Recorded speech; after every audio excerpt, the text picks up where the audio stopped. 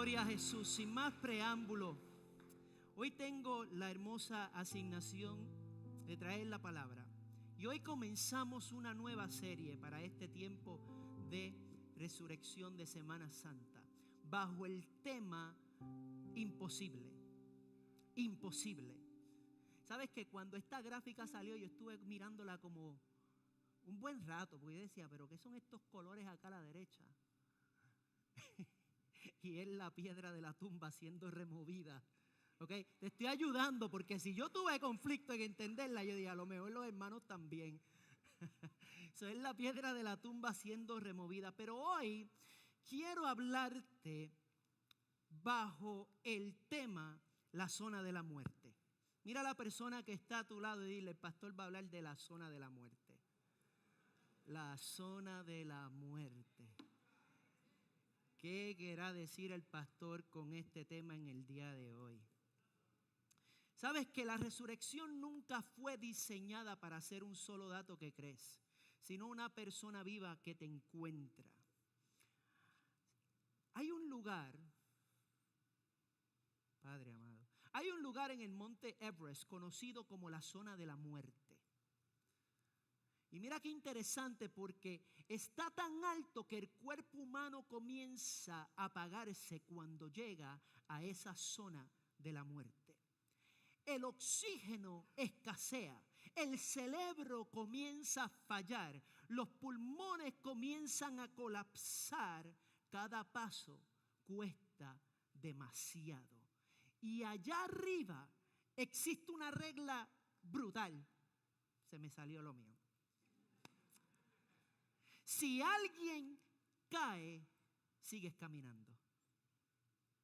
Si alguien cae, sigue caminando. Y quiero que me ponga la gráfica de el Mount Everest. Aquí en la pantalla, por favor.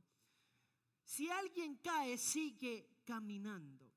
Porque si te detienes por demasiado tiempo, lo que termina sucediendo es que te mueres tú y se muere la otra persona. O sea, mueren los dos. En el 1996 hubo un hombre llamado Beck Weathers que fue dado por muerto en esa zona. Me disculpan, voy a tener que mover esto porque yo me muevo demasiado. And I'm going to trip over it. Ok. Beck Weathers fue dado por muerto en esa zona. Su equipo lo miró, evaluó la escena y pensó, hasta aquí llegó. Tenemos que seguir. Entonces lo dejaron ahí, tirado en la nieve, congelado, inmóvil. Siguieron caminando. Pero horas después, el hombre que todos habían dado por muerto se levantó. Se puso de pie en medio de la tormenta y caminó de regreso al campamento. Cuando lo vieron llegar, pensaron que ellos estaban viendo un fantasma. ¿Te puedes imaginar? Y una escena como esta obliga a hacer una pregunta que es incómoda. ¿Cuántas personas pasaron de largo frente a un hombre que todavía estaba vivo? Simplemente porque su mente asumió que lo imposible no podía estar ocurriendo. Esa es la pregunta del día de hoy. Y lo que hace esa historia tan poderosa no es que los escaladores fueran crueles. No es que eran crueles, es que estaban haciendo lo que el cerebro humano hace bajo presión extrema. Y es que llegamos a conclusiones que se sienten lógicas en el momento, pero que están equivocadas. Y en cierto sentido, eso pasó con nuestro Señor Jesús. Lo vieron morir, lo vieron sangrar, lo vieron ser enterrado y cada uno siguió caminando como pudo. Uno al dolor, otro a la duda, otro a la vergüenza. Porque así es que funciona la muerte. Así es que funciona la muerte. Cuando algo muere, tú asumes que terminó. Tú evalúas la escena, ajustas tu vida a la pérdida de esa muerte y sigues adelante. Igual que los escaladores en la zona de la muerte. Pero el domingo en la mañana nos muestra la palabra El que había sido dado por muerto se levantó. Y no se levantó solo para probar un punto. No se levantó solo para cumplir una doctrina. No se levantó solo para que tú tengas una historia bonita que recordar una vez al año. Se levantó para encontrarse con personas como tú y como yo, que en algún momento de nuestro caminar estábamos rotos y destruidos. Y esa es la razón por la que este mensaje importa en el día de hoy. Porque tal vez tú llegaste en esta tarde con una piedra enfrente. Esa piedra de la tumba, la piedra del dolor, la piedra de la vergüenza, la piedra de la duda. Si la tumba está vacía, entonces tu historia no está cerrada. Juan capítulo 20, versículo 1. Si no me han visto como de costumbre estar leyendo en la Biblia como hago al principio del mensaje, porque hoy lo voy a hacer un poco distinto. Hoy vamos a leer a través del mensaje. Y dice así en el versículo 1. El primer día de la semana, muy de mañana, cuando todavía estaba oscuro, María Magdalena fue al sepulcro y vio que habían removido la piedra que cubría la entrada. Qué interesante. Vio que habían removido la piedra que cubría la entrada. Juan no solo nos dice la hora de cuando esto sucede. Juan, cuando él explica esto, nos está contando la atmósfera. Todavía estaba oscuro, y no solo afuera, también adentro. La piedra dice que había sido removida. Esa piedra era grande, pesada, final. Era la clase de piedra que decía que aquí se acabó todo. De hecho, la piedra estaba diseñada de tal manera que cuando cubría el sepulcro no podía ser removida. Imagínate. Pero cuando María llega, la piedra ya no estaba en su lugar. Y eso es lo que quiero que veas desde el principio en este mensaje, en este día.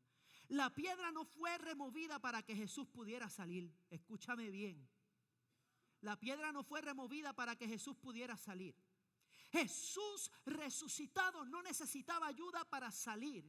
La piedra fue removida para que otros pudieran entrar y ver que la muerte ya no tenía la última palabra. Cuando Pedro y Juan entraron, ellos vieron las vendas. No había evidencia de caos. Había evidencia de victoria. No parecía que fue un robo, o sea, que se habían robado el cuerpo. Parecía una resurrección. La muerte hizo todo lo que pudo para retenerlo. La piedra, la tumba, las vendas, el sudario. Y aún así la palabra nos muestra que no fue suficiente. Porque cuando Jesús se levanta, lo que parecía final se convierte en un gran escenario. Y desde esa tumba vacía, Jesús comienza a hacer algo hermoso. Él empieza a buscar personas. No comienza a buscar multitudes, escúchame bien. Él comienza a buscar personas. Personas que son heridas, personas específicas, personas reales. Una mujer rota por el dolor, un hombre paralizado por la duda y un discípulo hundido en vergüenza. Y si Jesús los buscó a ellos, puede encontrarnos a nosotros también. Y esto nos lleva al primer punto ahí en tus notas en este día. Jesús remueve la piedra del dolor. Vamos a hablar sobre la historia de María. María Magdalena. No estamos hablando, por si acaso, María la mamá de Jesús. No. Estamos hablando de María Magdalena. María Magdalena, ella no llegó a la tumba predicando fe. Ella no llegó cantando victorias, en alegría, en celebración. Ella ni siquiera llegó esperando a un Jesús resucitado. Ella llegó llorando. Ella llegó con especias. Ella llegó a atender un cadáver. Ella llegó a ser lo único que todavía podía hacer después de haber visto morir a quien transformó su vida. Lucas nos dice que Jesús había echado 7 demonios de ella. 7. O sea, no 5, no 6, 7. Es más, nada más con tener uno hay que asustarse. 7. Jesús no fue una figura religiosa más para María. Jesús fue el que la levantó de su dolor. Jesús fue el que la vio cuando más estaba necesitada. Jesús fue el que la libertó. Él fue el que le devolvió la dignidad. Él fue el que le dio una vida nueva una vez más. Y ahora el que le dio vida estaba muerto. My God. Piensa en este escenario. Eso destroza a una persona. Porque una cosa es perder algo y otra cosa es perder a alguien que te cambió tu historia. Alguien que te devolvió la cordura. Alguien sin quien no sabes quién tú eres. Ese era Jesús para María. Y hay gente en este lugar que sabe exactamente de lo que yo estoy hablando. Saben lo que es perder algo que tú amabas. Saben lo que es ver cómo se derrumba un capítulo entero de tu vida. Saben lo que es caminar con preguntas para las que nadie tiene una respuesta. María, ella llega al sepulcro. Ve la piedra removida y ni siquiera interpreta bien la escena. Ella no piensa, resucitó. No. Ella piensa, se llevaron el cuerpo.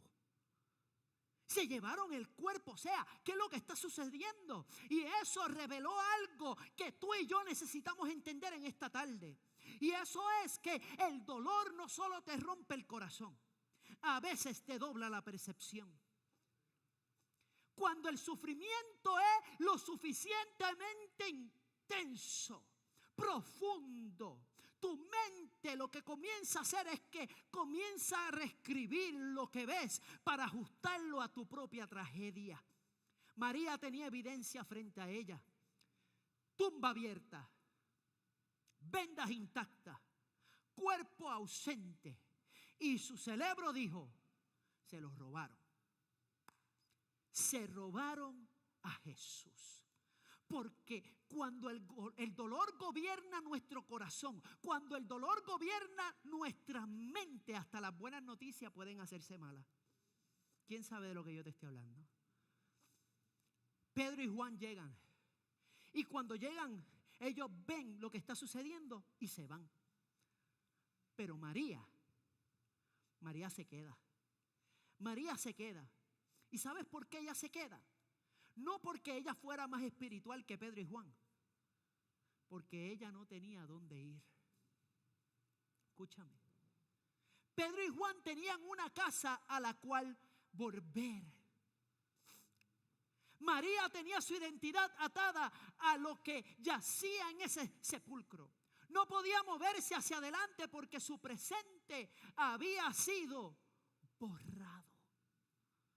Y eso me conmueve. Porque a veces la fe más sincera no se ve como gritar aleluya. A veces la fe más sincera se ve como esta escena. Todavía estoy aquí, aunque no entiendo nada. Y esa era María. Entonces ocurre el momento que cambia todo, absolutamente todo. Juan capítulo 20, versículo 14 al 16 nos dice que María se voltea y ve a Jesús, pero no lo reconoce. Piensa que es el jardinero. Imagínate esa escena. Yo imagino a Jesús con una pala. Lo ve caminando por el jardín y el dolor es tan abrumador para María que ni lo reconoce. piensa que es el jardinero. Qué cosa increíble. O sea, piensa lo siguiente, y no es porque ella no amara a Jesús, es porque el dolor profundo nos nubla la vista. Y hay gente en este lugar que amamos a Dios, pero hemos llorado tanto que nos cuesta reconocerlo en esta temporada de acción de Semana Santa. Estoy ya a final de año. Y luego Jesús hace algo tan simple, pero lo hace poderoso. Él no le da un discurso a María. Él no le explica toda la teología de la resurrección. Él no le da una conferencia sobre el sufrimiento. Él solamente le dice una palabra. ¿Tú sabes cuál es esa palabra? María. La llama por su nombre. Qué increíble y qué poderoso que nos llame por el nombre. Y cuando Él dijo su nombre, todo cambió.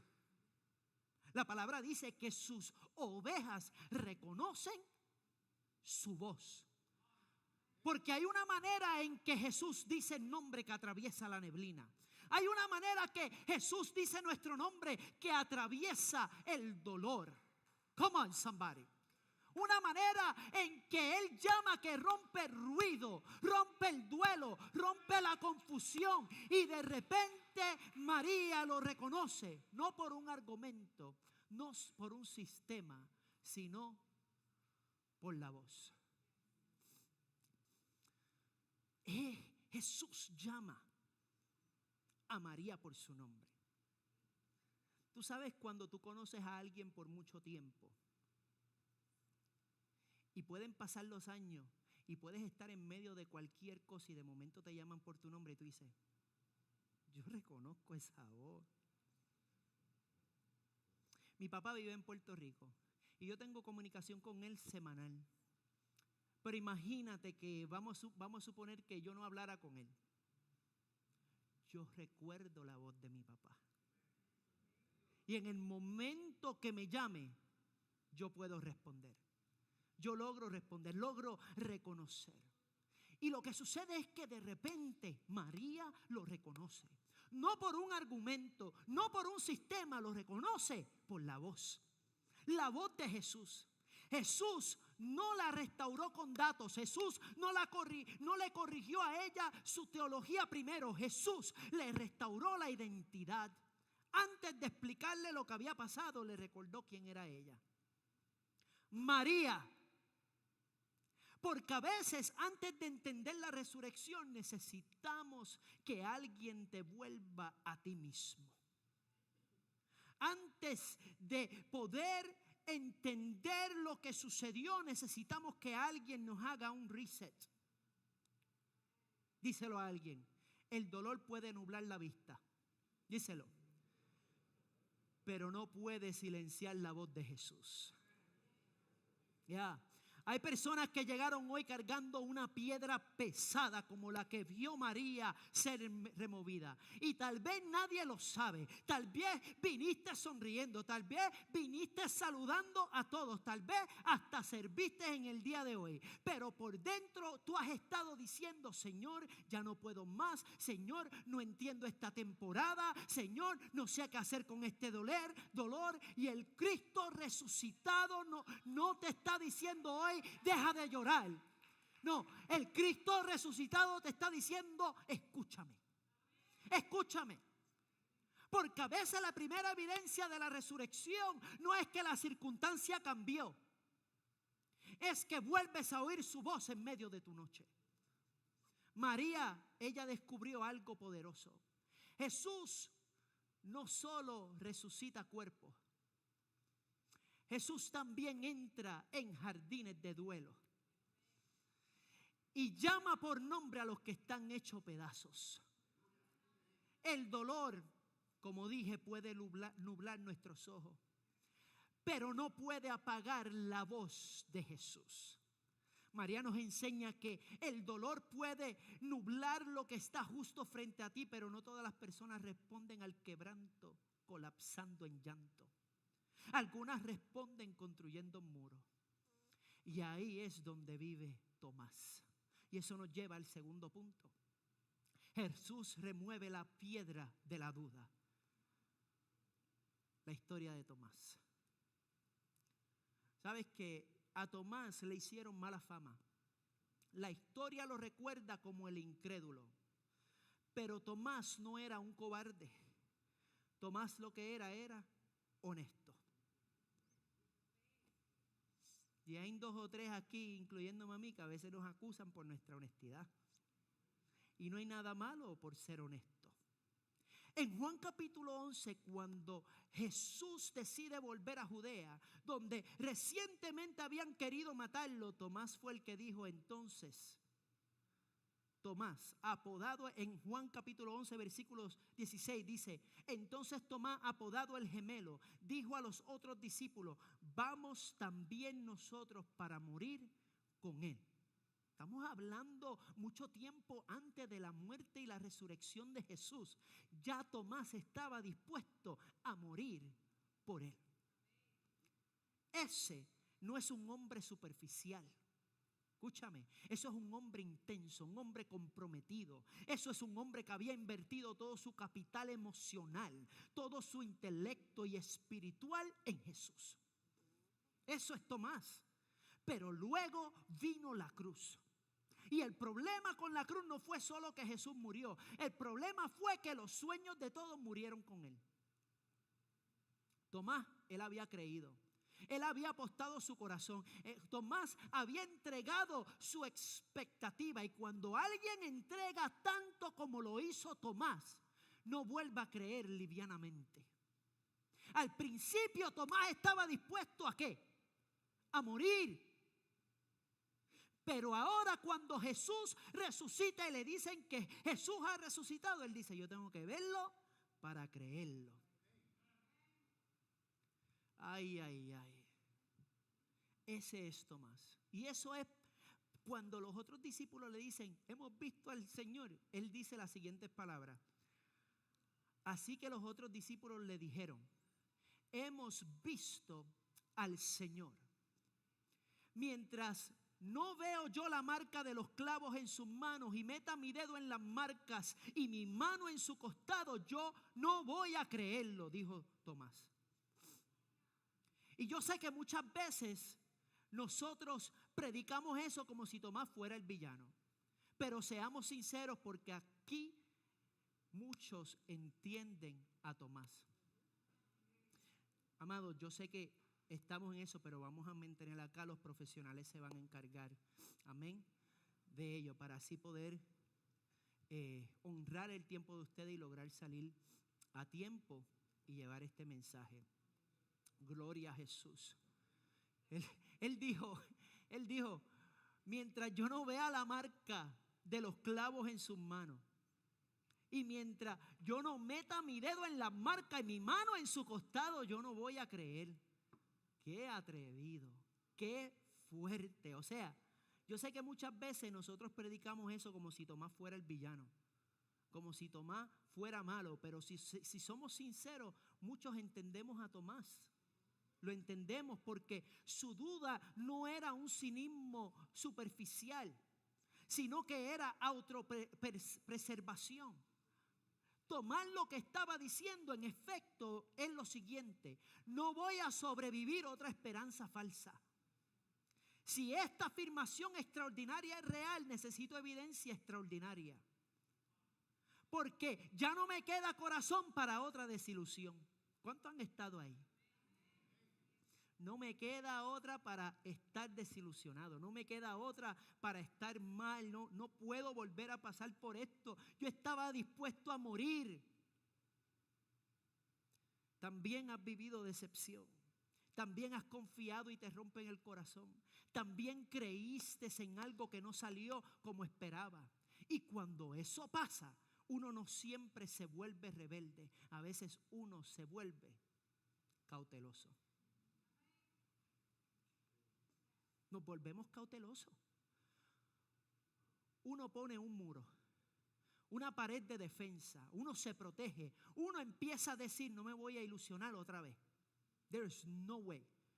No me voy a abrir otra vez, no me voy a entregar tan fácil. Algunos de ustedes han dicho eso después de que le han roto su corazón con un novio o una novia. Y dijeron, no way. El próximo tiene que pasar por esto, por esto, por esto, por esto, por esto, por esto, por esto. Y te quedas jamón por el resto de tu vida. Sí, porque hay algunos que, mira, ay padre. Sí. Yo he conocido tantas personas que han pasado por disolución, eso, en su vida. Y se ponen tan estrictos con su vida que después no hay chance que nadie llegue a ese corazón y vuelvas a rehacer tu vida. Tomás, tal vez esto te describe aquí y eso no significa que eres una mala persona. Solo eres una persona herida que aprendió a esconderse detrás de preguntas. Y aún así, mira el corazón de Jesús. Jesús no cancela a Tomás. Jesús no lo avergüenza. No dice, ya me cansé de ti. 8 días después, la palabra nos dice que Jesús vuelve a aparecer en el mismo cuarto, pero esta vez viene por Tomás. Y eso me encanta del Evangelio. Jesús no solo se revela a los emocionales, también se revela a los analíticos. No solo se le muestra al que llora, también al que cuestiona. Y cuando Jesús entra, no ignora la duda de Tomás, sino que la confronta con gracia. Mira lo que dice Juan 20:27, lo dice así.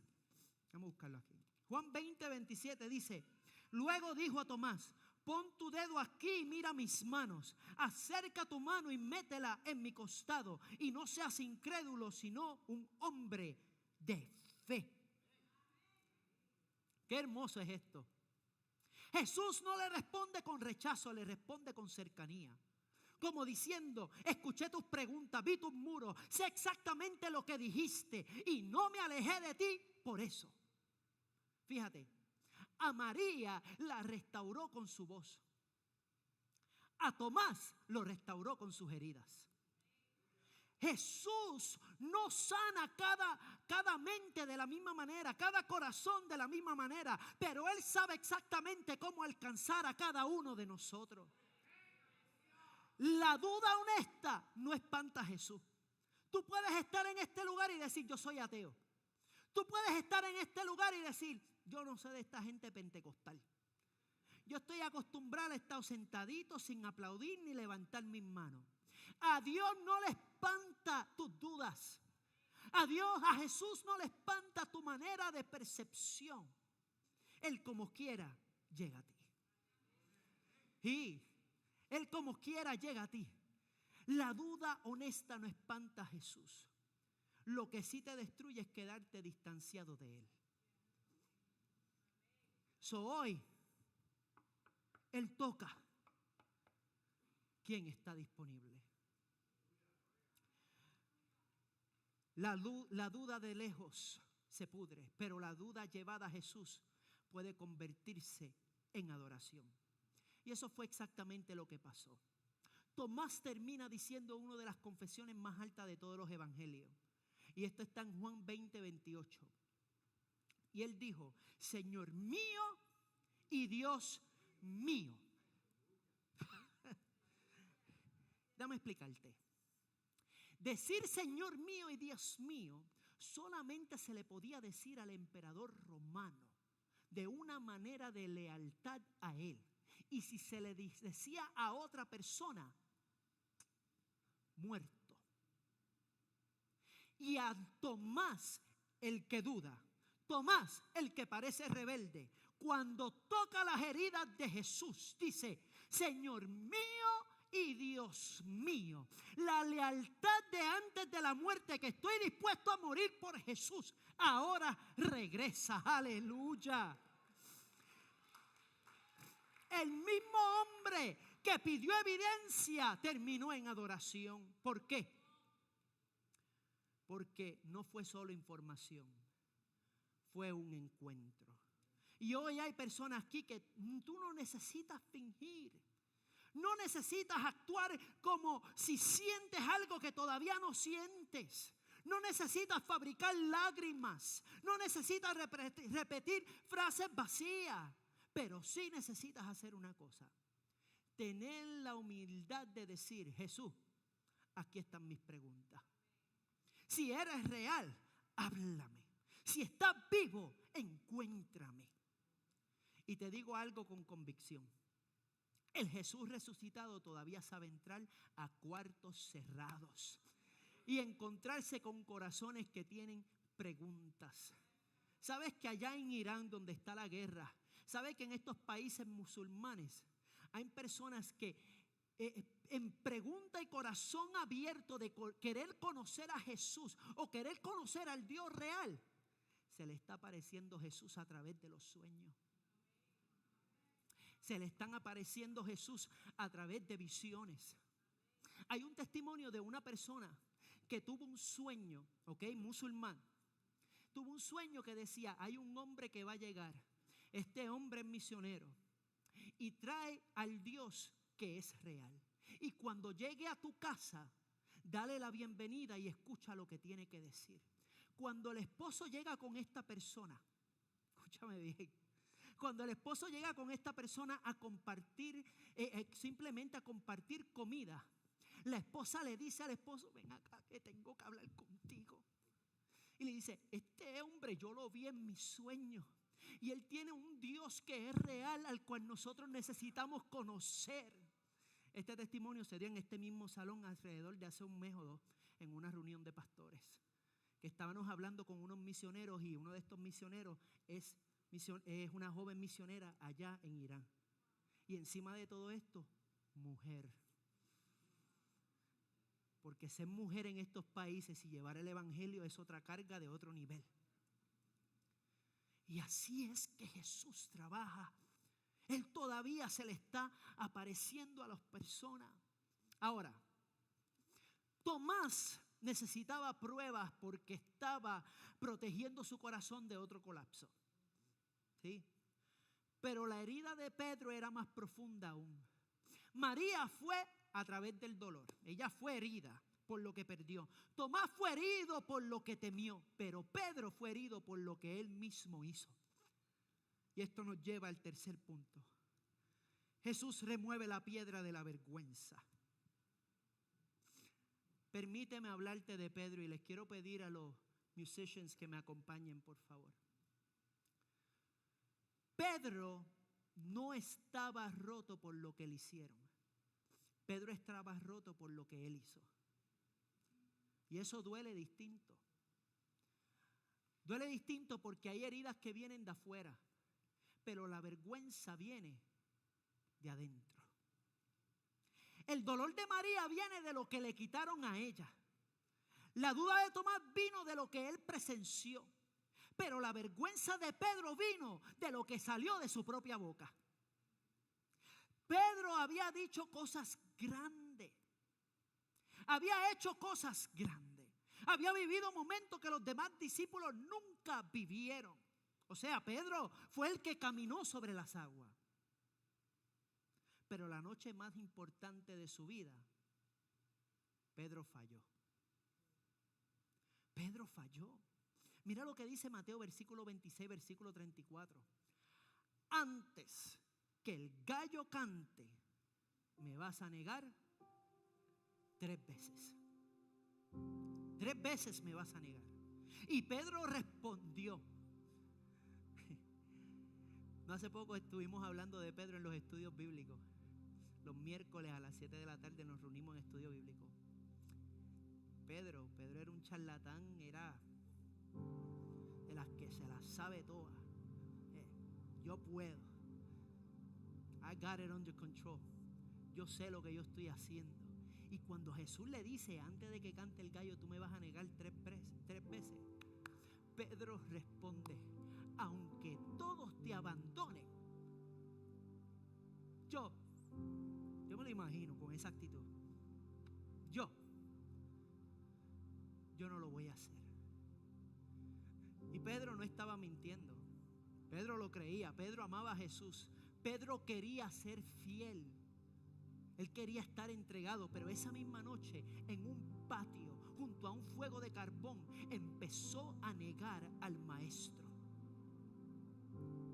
una muchacha lo reconoce y le dice, tú como que andabas con el Galileo. Y Pedro lo niega. Ok. Imagínate este momento conmigo. Imagínate un fuego, el sonido de un fuego con carbón. Imagínate un patio grande, lleno de personas que están pasando. Y a Jesús a lo lejos lo están azotando y va camino a la cruz. Y se le acerca a esta mujer a Jesús y le dice, yo te conozco a ti. Tú andabas con él. No, yo nada que ver. Nada que ver. Otra persona se le acerca a Pedro y Pedro insiste que no y lo niega. Y las brasas del carbón. Y luego por tercera vez, con desesperación maldiciendo, Pedro grita, no lo conozco, déjenme en paz. ¿Quién es ese Jesús? Y entonces canta el gallo. My God. Y Lucas nos regala uno de los detalles más devastadores de toda la pasión. Dice que Jesús volteó y miró a Pedro directamente. ¿Te puedes imaginar? Después de haberle dicho a Jesús, no way, José, no hay manera de que yo te niegue. Yo sé de lo que yo estoy hablando. De hecho, Pedro, cuando fueron a arrestar a Jesús, fue el que sacó su espada y le cortó la oreja a un soldado. Pedro era bravo. Pedro amaba a Jesús. No quería que nada le sucediera. Y Jesús desde lejos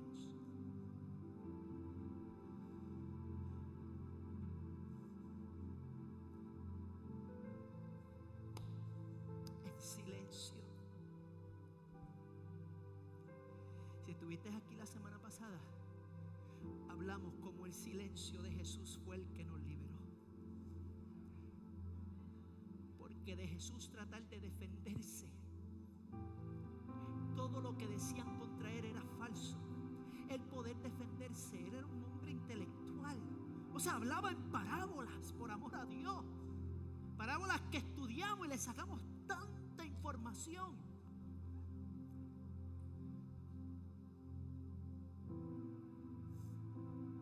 Y Jesús guardó silencio. Pero en ese silencio, mira Pedro. Oh my God, yo no me puedo imaginar lo que Pedro comienza a sentir en ese momento. Cómo Pedro comienza a procesar todo lo que pasa por su mente. O sea, no imagines la mirada de Jesús como una mirada de condena. No. Imagínala como la mirada del amor herido que todavía no se ha ido. Ya. Esa mirada decía, yo te conozco completo, Pedrito. Yo sabía que esto iba a pasar.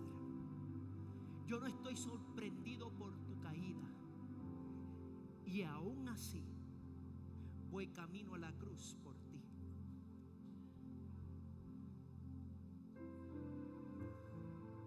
Pedro sale del patio y comienza a llorar amargadamente.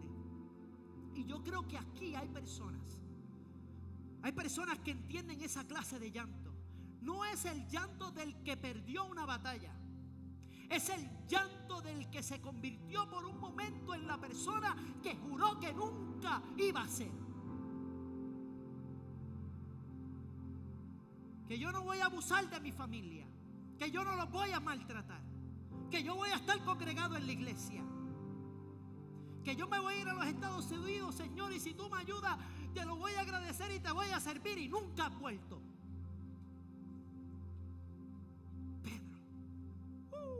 ¿Cómo nos identificamos? Que muchas áreas toca el corazón la historia de Pedro.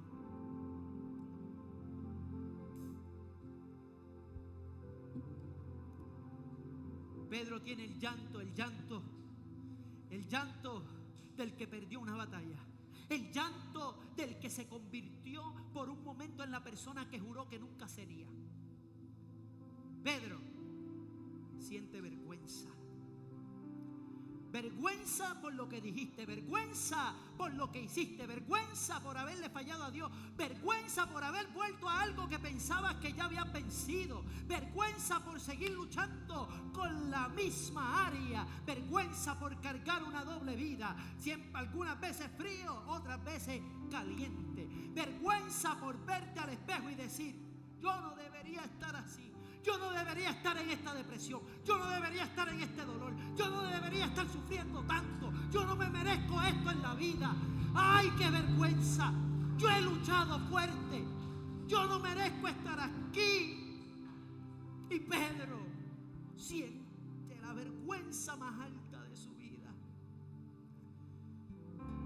¿Sabes que la vergüenza hace algo que es terrible? No solo te rompe, te convence de que ya no te pertenece. Te convence de que la evidencia ya no importa y que el consuelo ya no te corresponde, porque eso, la vergüenza, aísla más agresivamente que la tristeza o la duda. My God, oh my. Por eso amo Marcos capítulo 16, versículo 7. El mensaje del ángel fue: pero vayan a decirle a sus discípulos y a Pedro, Él va delante de ustedes a Galilea, allí lo verán, tal como les dijo. Y dice: y a Pedro.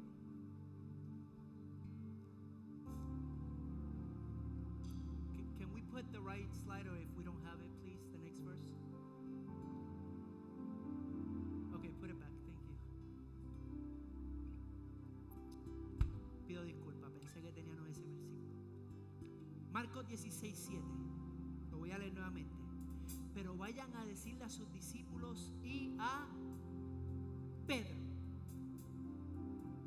Y a Pedro. ¿Por qué separarlo? ¿Por qué? Porque Pedro probablemente ya no se contaba entre los discípulos. O sea, cuando Jesús dice: vayan y encuéntrense con sus discípulos y busquen a Pedro, Jesús sabía con lo que Pedro estaba bregando por dentro. Pedro se había descalificado a sí mismo, pero Jesús no lo había descalificado. Jesús resucita y manda a incluir específicamente al hombre que cree que ya quedó fuera. Eso ya sería suficiente para restaurarlo, pero Jesús, Él va más allá. Y tú sabes que Juan 21 nos dice que Pedro vuelve a pescar. Claro, eso hace la vergüenza. La vergüenza te empuja de regreso a lo viejo. La vergüenza te vuelve al viejo hombre, a la vieja persona, lo que conoces hacer. Eso hace la vergüenza.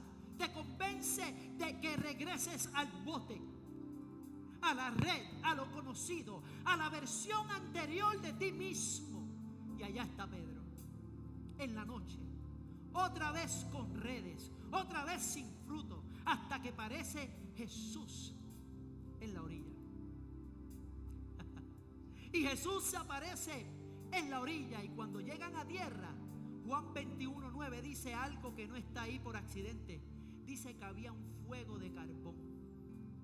¿Se acuerdan cuando le decía: imagínate el patio conmigo,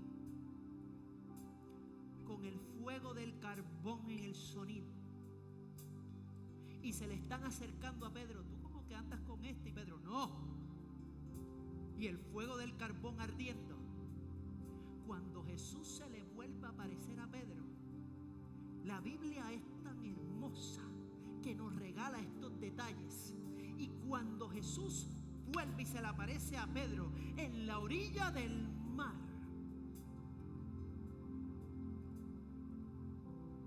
dice algo que no está ahí por accidente.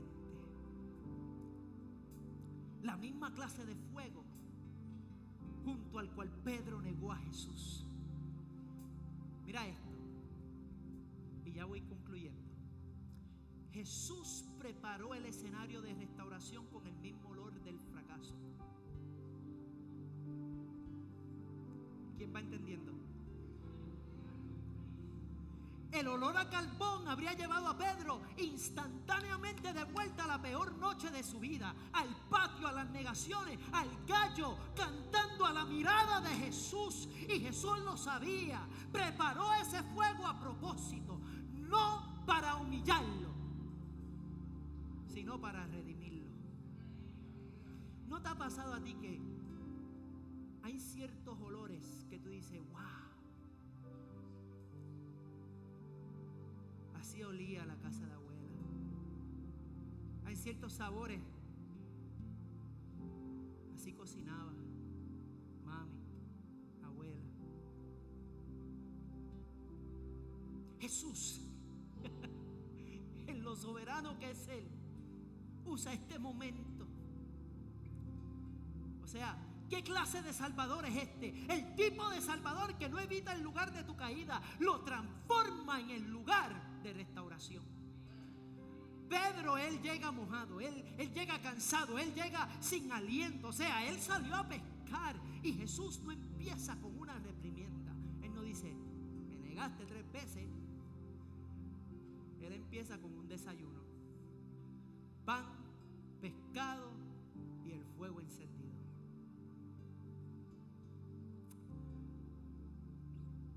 Eso predica por sí solo. El Cristo resucitado no está esperando destruir a los que fallaron. Tú llegaste aquí hoy y yo no sé si en otra iglesia o en otro lugar te han hablado y que vas para el infierno y que ese no es el Jesús que yo conozco. Te está esperando con brazos abiertos.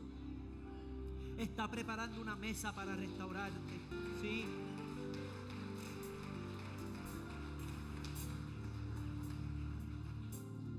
Mira esta profundidad. Jesús le hace 3 preguntas. ¿Me amas? Pedro, ¿me amas? Pedro, ¿me amas? ¿Cuántas veces negó Pedro a Jesús? ¿Cuántas veces le preguntó si lo amaba? No fue una repetición vacía, fue cirugía. Fue una restauración profunda del corazón. Y después de cada respuesta, Jesús le devuelve propósito y le dice: apacienta mis ovejas. Como diciendo, tu fracaso no canceló tu llamado. Ay, esto me habla a mí. Porque si conocen mi testimonio, sabe que yo no merezco bajo los ojos del hombre estar aquí parado. Tu pasado no cancela tu llamado.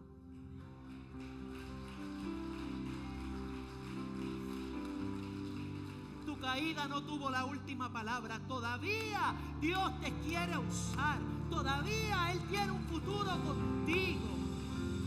Yes. ¿Sabes qué? Jesús no solo le pidió perdón a Pedro, le devolvió a propósito al hombre que la vergüenza había vaciado. Y hay personas aquí hoy que aman a Jesús, pero viven atrapadas en la vergüenza. Vienes a la iglesia, escuchas la palabra, tal vez hasta lloras en adoración. A lo mejor tienes hasta tu closet en tu casa donde tú te inclinas a orar y buscar la presencia de Dios.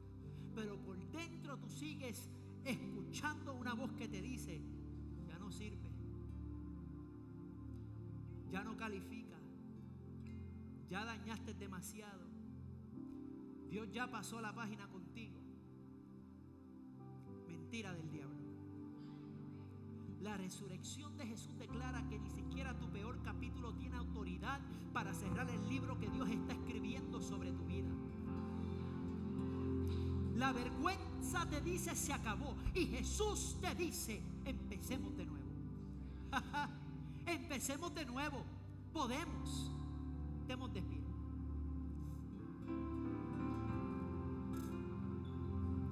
personas, 3 piedras, 3 historias.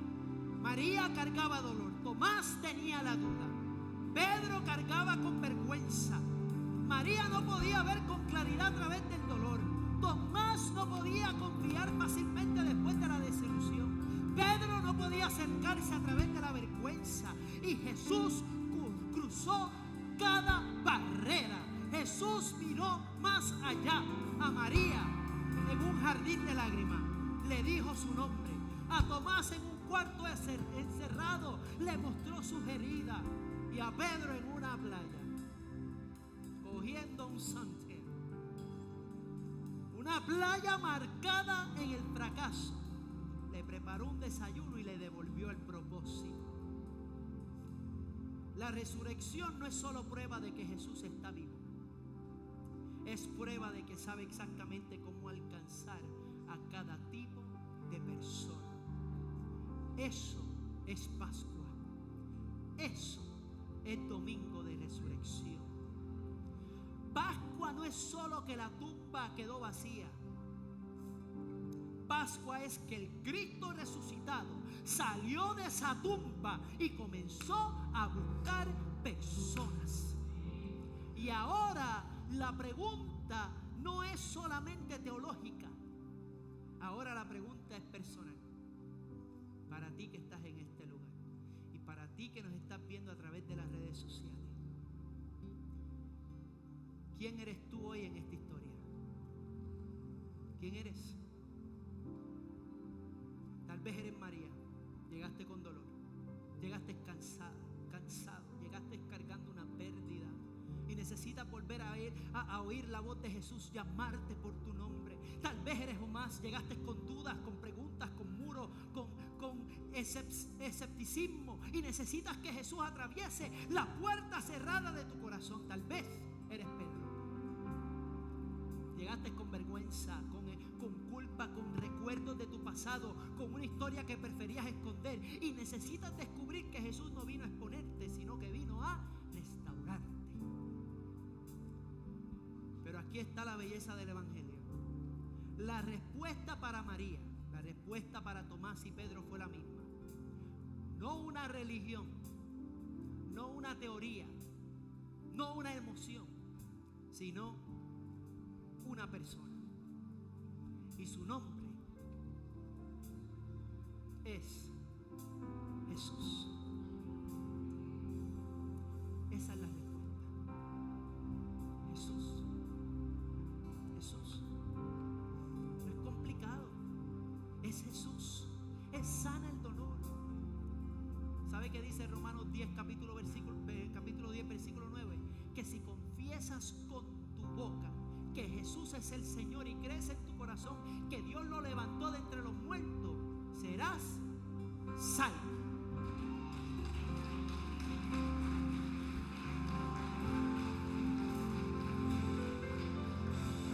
Eso es lo que celebramos en este día. Que Dios lo levantó, que la tumba está vacía, y porque la tumba está vacía, el dolor no tiene la última palabra, tu pasado no tiene la última palabra. Que te dijeron que tú eres un fracaso, dile, cállate la boca, Cristo dice algo diferente sobre mi vida. Ahí es cuando tienes que sacar la actitud de latino, porque tú sabes que la tenemos, ¿ok? A mí no me importa de qué país tú seas, tú sabes que como latino la sangre corre. Ahí es cuando tú le tienes que decir al enemigo, y si es una persona, decirle, mira, cállate, yo no soy fracasado, el divorcio no determina mi pasado, esa pérdida no determina quién yo soy, esa metida de pata no determina mi futuro. Dios me ha dado otra oportunidad, y las voces del pasado, las voces del fracaso, la voz de la vergüenza, la voz de la duda, la voz del dolor quedan.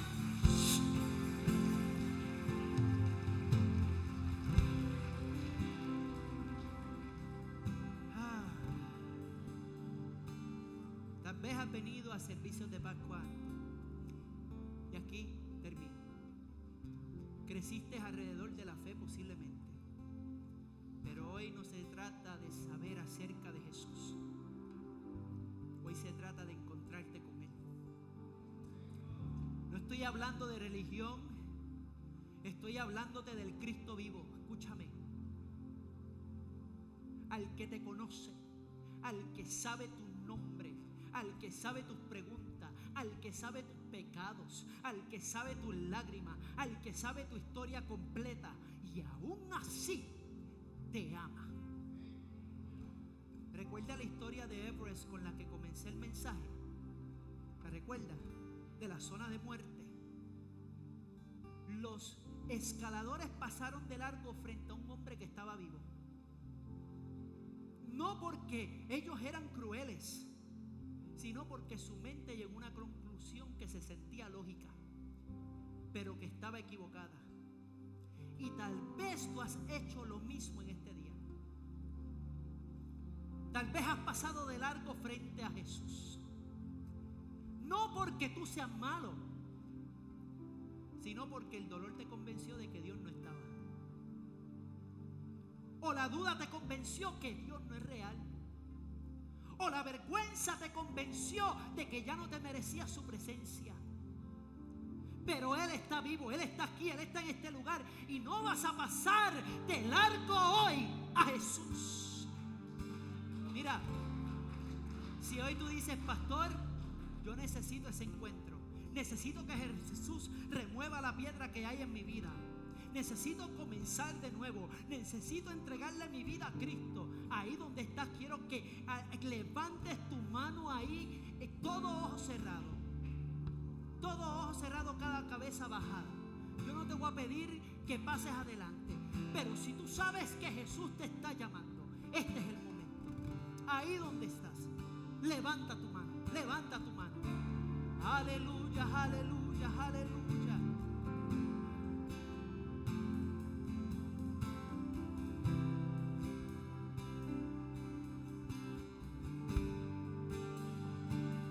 No importa si es tu primera vez en la iglesia, no importa si llevas años viniendo, no importa si vienes de una Semana Santa o de una semana horrible.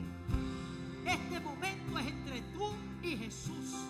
Levanta tu mano ahí donde está. Hoy es tu día. Hoy puede comenzar una historia nueva. Hoy la piedra puede moverse. Hoy el pecado puede perder autoridad sobre tu vida. Aleluya. Hoy la vergüenza puede romperse. Hoy puedes pasar de conocer la historia a conocer la persona. Aleluya. Ahora, iglesia, quiero que ores conmigo a acompañar a estos hermanos.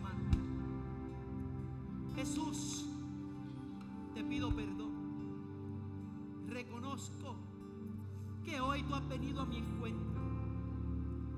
Perdóname por mi duda. El dolor me ha cegado. La vergüenza me ha mantenido lejos. Pero te escucho tocando a mi corazón. Y te doy la bienvenida. Gracias por tu sacrificio en la cruz. Gracias por salir de la tumba y venir a encontrarme.